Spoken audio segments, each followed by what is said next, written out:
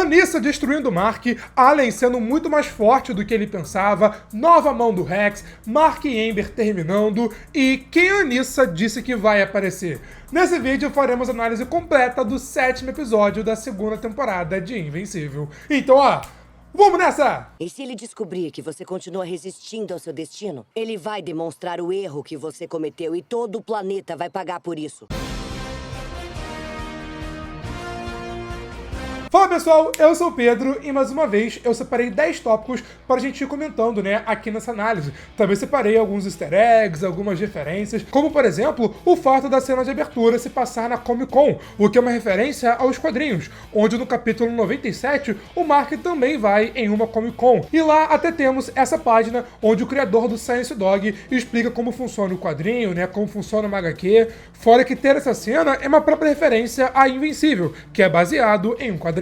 Lá, o cara explica como funciona a produção de um quadrinho, enquanto aqui na série, ele explica como funciona a produção de uma série animada. E eu acho que todos perceberam que meio que se trata de uma explicação para a própria série, porque demorou 2 anos entre uma temporada e outra, com inclusive a cena satirizando, de certa forma, o que estava sendo dito, e eu achei essa parte bem legal. E assim, demorar 2 anos entre uma temporada e outra faz sentido, a 2ª temporada tá insana, mas nada explica essa divisão no meio da 2ª temporada que infelizmente matou o hype. Eu já meio que desabafei sobre isso no vídeo do 5º episódio, mas enfim. E na entrada ali da Comic Con, do lado direito, tem uma referência ao Godzilla e eu achei isso bem legal. E aliás, o vídeo sobre Godzilla vs Kong 2 sai amanhã, sexta-feira, aqui no Good Nerd, então fica ligado. O Mark mais uma vez vai embora no meio do encontro com a Amber, dessa vez para ajudar o Rex a enfrentar o Octoboss. E essa parte tem uma leve diferença quando comparado aos quadrinhos, porque lá o Mark sozinho que enfrenta o Octoboss,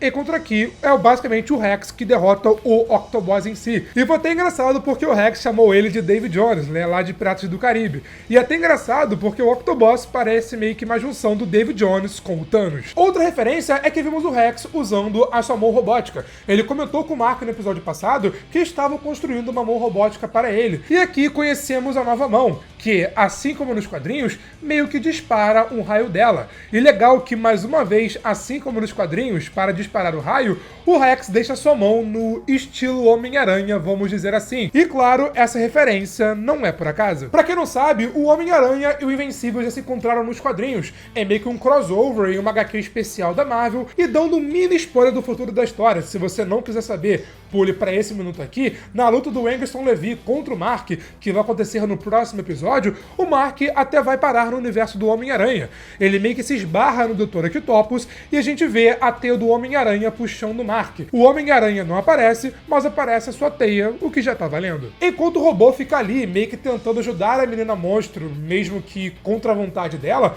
é falado pelo Bulletproof que a Ray, que é a encolhedora, ainda está na UTI porque ela quebrou todos os seus ossos. Então temos ainda mais detalhes sobre essa teoria envolvendo o Homem-Formiga e o Thanos. Se o Homem-Formiga entrasse pelo buraco negro do Thanos e lá dentro tentasse crescer, ele talvez quebraria todos os seus ossos no processo, assim como a encolhedora. Ou seja, esse plano não daria certo. Isso se o Homem-Formiga fosse do tamanho pequenininho para o tamanho normal, mas e se o Homem-Formiga fosse do tamanho pequenininho para o tamanho de um prédio? Será que mesmo assim ele quebraria todos os seus ossos? O que vocês acham? Me conta aqui nos comentários. Outro ponto interessante nesse episódio foi o desenvolvimento do Rick com o Donald. Ambos morreram, mas meio que viraram híbridos de humanos com robôs para continuarem vivos. A gente estava acompanhando o Donald tendo crise de existência, nos últimos episódios, e sabendo que essa não foi a primeira, não foi a segunda, não foi a terceira, e sim a 39ª vez que ele morreu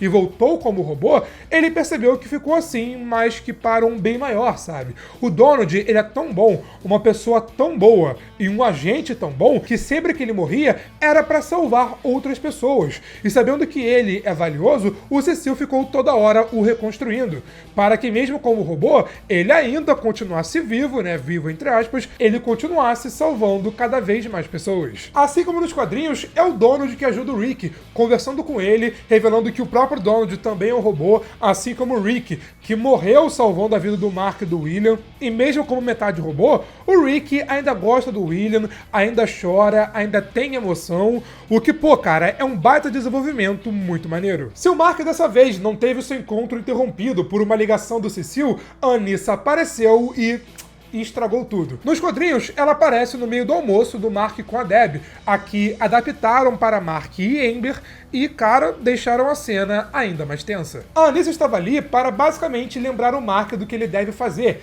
que é preparar a Terra para a colonização viltrumita, e também meter um boneco para ajudar a aumentar a população viltrumita. E como, claro, o Mark recusa, eles lutam e, assim como nos quadrinhos, a Anissa amassa o Mark na porrada. Ela diz que é mais forte que o Mark e, nesse momento, de fato, ela é, e que pode demorar 5 dias, 5 meses, 5 anos, mas que uma pessoa ainda mais forte vai aparecer e vai cobrar o Mark.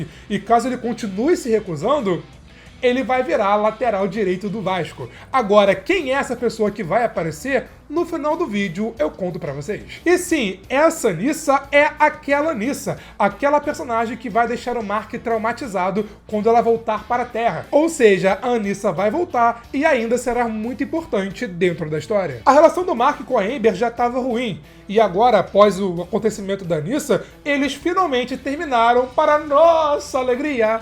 Mas na verdade, cara, assim, eu torci para eles terminarem logo para o Mark, né, seguir adiante e seguir o que acontece nos quadrinhos. Mas, pô, a cena deles conversando ali, terminando, chorando, cara, me pegou. Foi uma cena triste, né? Triste. Mas eu gostei das motivações por trás do término. Nos quadrinhos, eles também terminam e tal, mas eles terminam basicamente após um trair o outro, sabe?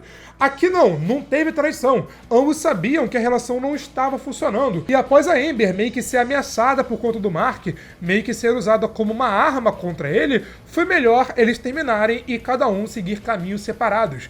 E eu achei bem legal, de verdade, cara, como eles finalizaram aqui esse arco. E o episódio finaliza com Eccleston Levi indo na casa do Mark, chamando ele, enquanto ameaça Debbie e Oliver. O Eccleston, ele estava meio que avulso nessa temporada. Ele apareceu mais esporadicamente, né, aqui e ali, não teve muita presença. Não sei se dá pra considerar ele o grande vilão da temporada, mas pra quem não lembra, ele quer vingança porque o Mark atrapalhou seus planos lá no primeiro episódio e o deixou aí desse jeito, com ele até agora querendo se vingar. Isso nos quadrinhos acontece bem antes aqui na história, bem antes dos Seconds, né, do Allen voltar, da Anissa aparecer.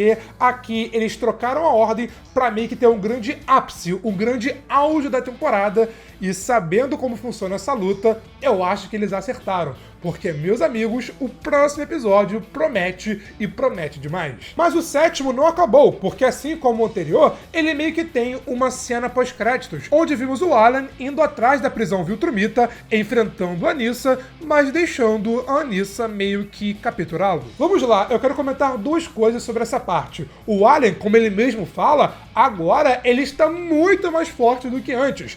Agora ele está preparado para enfrentar de igual para igual uma viltrumita muito poderosa como a Anissa. E se a porrada comesse franca ali no mano a mano, diria que o Alan iria matar a Anissa. E assim, vamos lá ao questionamento. A Anissa, atualmente, é mais forte do que o Mark. O Alan é mais forte do que a Anissa, mas será que a Anissa é mais forte do que o Omni-Man? Eu acho que não. E eu explico pra vocês o porquê. Lá no quarto episódio, o Omni-Man basicamente enfrentou 3 viltrumitas ao mesmo tempo. E ele ganhou, né? Ele só pensou que tinha matado um viltrumita, mas esse viltrumita voltou e quebrou sua coluna. Aí realmente não tinha o que fazer. Mas é fato. Tipo assim, se a Anissa é mais forte que o Nolan nesse momento, é discutível. Talvez mesmo nível de poder. Afinal, o Nolan é um viltrumita muito experiente. Mas vamos supor, a cadeia de poder é assim. Mark, Anissa, Alan. Pra vocês terem uma ideia do quão atualmente o Alan está poderoso. E o outro ponto é que o Alan deixou a Anissa capturá-lo. Ele fez isso porque ele quer resgatar o Nolan da prisão viltrumita. E agora, a Anissa vai levá-lo diretamente para o Nolan, ou seja, ele literalmente uniu o útil ao agradável. Como prometido, agora eu vou revelar quem vai aparecer que a Anissa falou. Então fica o aviso de spoilers, beleza? Bom, essa pessoa é simplesmente o Conquista, um dos viltrumitas Viltrumitas mais poderosos, que pra vocês terem uma ideia, é mais poderoso do que o Allen, Anissa e Omni-Man. Ele aparece logo no final da Guerra dos Invencíveis, literalmente logo no final. Quando o mundo está se recuperando da guerra, o Conquista aparece e enfrenta o Mark, a Eva Atômica, todo mundo. E cara, a luta do Invencível contra o Conquista, né, são duas batalhas, na real, que são as mais insanas, brutais e mais pesadas dos quadrinhos. E se você quiser saber como essas batalhas aconteceram, aqui nesse vídeo eu te conto tudo, todos os 2 rounds, comentando com todos os detalhes. Eu conto aqui, eu comento quando a Anissa vai voltar e o que ela fará com o Mark, que vai deixá-lo traumatizado para sempre. Mas foi isso, e eu te vejo na próxima. Valeu, falou e fui!